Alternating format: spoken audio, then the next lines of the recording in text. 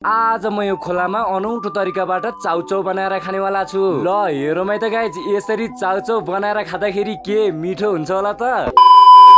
हे guys, welcome to my mini vlog. I hope तपाईहरु सबै सन्चै आरामै हुनुहुन्छ होला। म पनि सन्चै आरामै छु। कहानीको सुरुवात हुन्छ बेलुकाको 5-6 बजेबाट।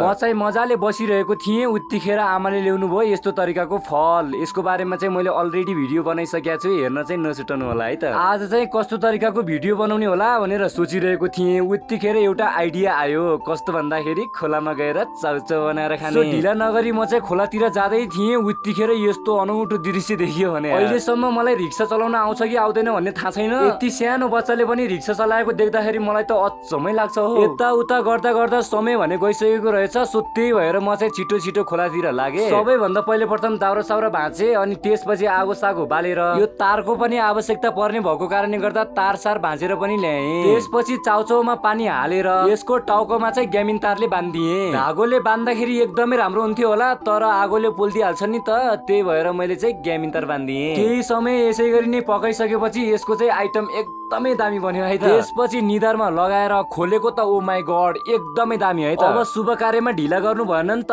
त्यही भएर गमका गम खाएँ। बेलुकाको सिरसिरे हावा सँगसँगै एकैछिनमा खाएर पनि सकाएँ। अब चाहिँ म लाग्छु घरतिर। हस्त साथीहरु, यति नै थियो आजको हाम्रो भ्लग। मन पर्यो भने like comment share and subscribe गर्न भने नछुटाउनु होला। See you the next video, bye by.